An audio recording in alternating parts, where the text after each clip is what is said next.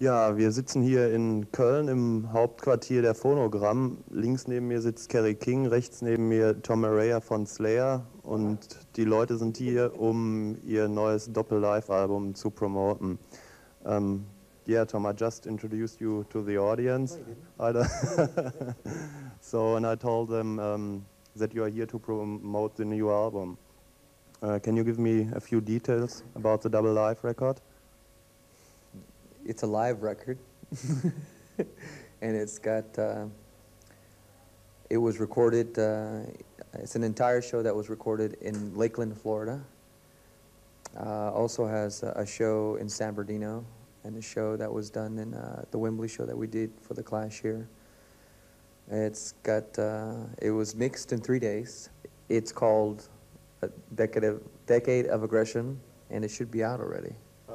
Right, that's what I wanted to say. I'm sort of thinking maybe I should say this. So yeah, you just told me that you recorded the album during the Clash of the Titans festivals.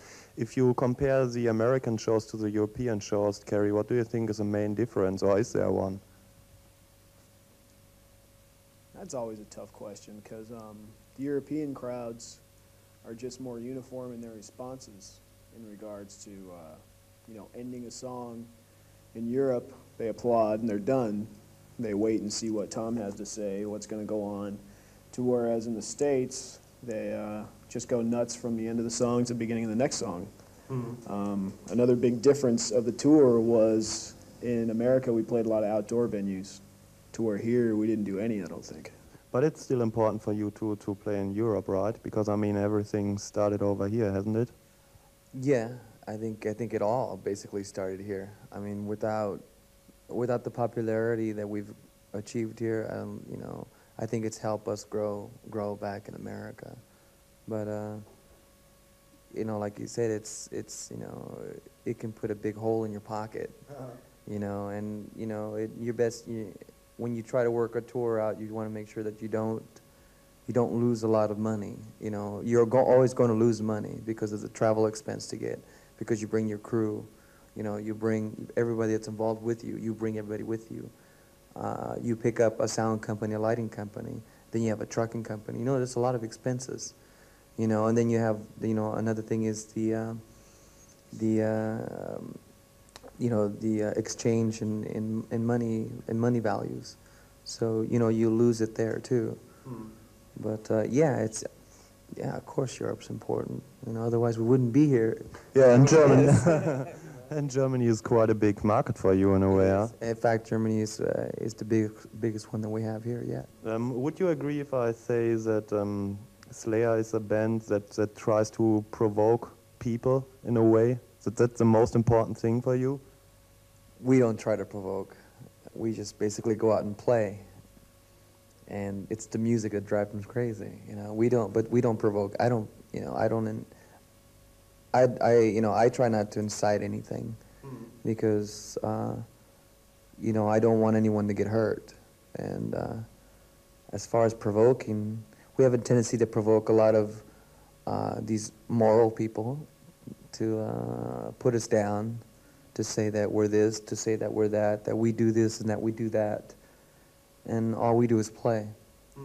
And, we sort of let the music do the talking.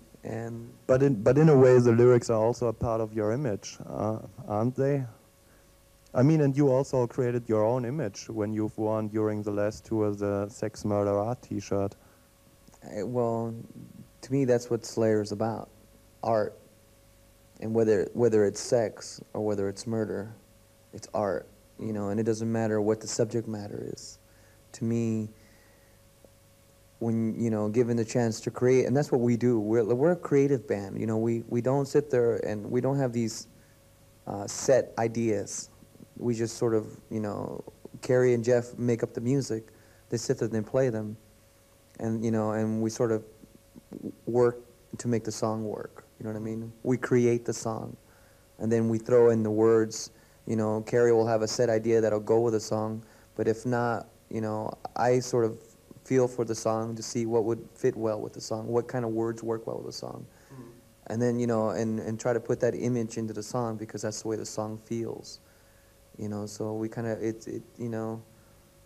I write, when I write about social things that bother me, things that I see that I feel, you know, they need some correction, but I'm not there to correct it.